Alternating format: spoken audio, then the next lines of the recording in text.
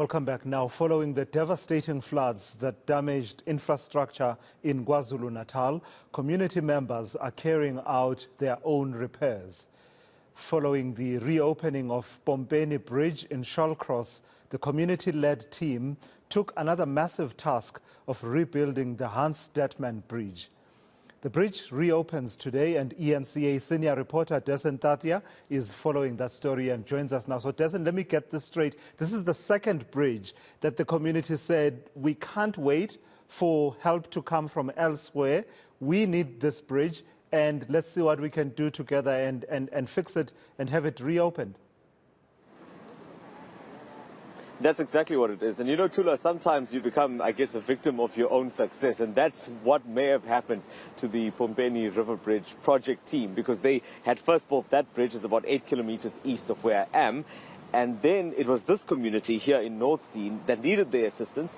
And that's how this project came to be. So what you're seeing now was almost completely broken, which was severely interrupting the traffic flow in and around this area. What that effectively meant was that people were severely delayed when they were going to work and coming back from work. Traffic was an absolute nightmare in this area, and it just became a problem. So although there were requests, as I understand it, to get authorities in, that's normally what happens in communities where they try to get the assistance of either the municipality or the Department of Transport. It seemed like the help wasn't coming fast enough. So eventually, this is what it had to come down to: a group of business people, others, community members, interested parties, all of those who formed that initial project team. They got together and decided to help out this community. So let me now bring in Marcus Richards. He speaks for that Pompeni River Bridge project team. Marcus, as I said to my colleague, I guess sometimes you become a victim of your own success. How did it come to be that you got down to work here before the authorities did? Basically, the Sunday we opened the Pompeni Bridge on Mother's Day, we approached by Mr. Gerald Subramani, who's a leader from the Northern community, came to us and asked us for assistance. We told him to formalize the process, go through to DOT and Sandral in writing via the ward councillor, and get some sort of commitment or permission from them or commitment as to when this bridge would be repaired. As you rightly said, it's a crucial or a major arterial thoroughfare for 12 residents and suburbs surrounding this area, as much as a business hub. Nothing was forthcoming. He came to us last week, Wednesday, to say nothing was done. This is now becoming an actual crisis, because 80 kids from here go to school in Wingen Heights, in Shallcross and Marklands. Yeah. And it was a crisis. We met, we formalized everything, we hit the ground running on Saturday morning. You've basically put this together in a week. I mean, I'll show our viewers exactly what it looked like and how much work would have gone into this while we continue to chat. Mm-hmm. Now, where does this leave you in terms of, on the one hand, yes, we know that it's a responsibility of these departments that are meant to do this. Does this mean that anyone can just get together and build a bridge? I mean, the question I guess many people will be asking is, what kind of work went into this, and how safe is it? The bridge is absolutely safe. First and foremost, the actual bridge itself as it was deemed to be structurally stable. The surrounding areas, or the approachways on both sides, was basically washed away.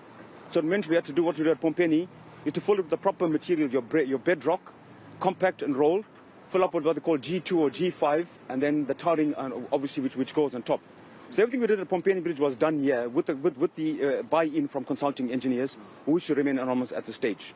Like you said, DOT and Sandral, whose jurisdiction is this, didn't come to the party whatsoever. So we had to do something. But this bridge is safe, this bridge is sound, and this bridge is stable, guaranteed. No, it's an amazing effort. If this were to be done, or if you had to quantify the cost that went into this, what would you put it at? Basically, the machinery that we had at Pompeni and here was about between 15 and 20 million on the site. Pompeni was 15 million. This was 20 million rand machinery we had on site. We paid an X amount per day. Council pays 4 times that amount to their contractors for the similar machinery we had on here. Remember, they're using contractors. They bring in all their stuff. So the cost would have quadrupled to what they do and what we did. We did it with a minimum budget via our sponsors and businessmen around the area and the local community. So they basically not only waste time, they also waste a lot of taxpayers' money in the manner in which they go about getting tenders and awarding tenders. So we did it directly, I think we did it in the most cost-effective and the shortest space of time possible. So I guess this means that as people are watching this and as people hear about this, you're probably going to be getting a lot more calls, Marcus. We don't have a problem with that. The thing is, like I said, South Africa is now, my last with news from Africa, South Africa is now a failed state. There's no two ways about it. Our president has got all this major cloud hanging over his head. Our municipality is defunct. We tried to knock on the door of Sandral and DOT.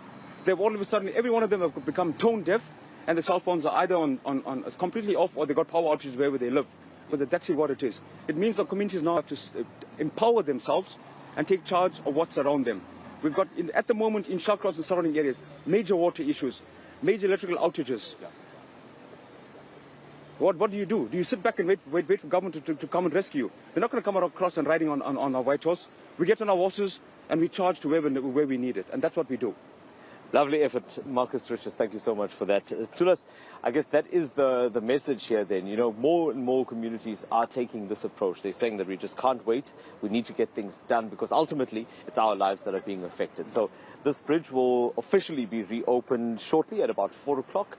And after that, this community will be able to make use of it as they get to work tomorrow and in the days ahead. Yeah, and some pretty strong words there and a strong assessment of the state of South Africa there with your guest there in that conversation.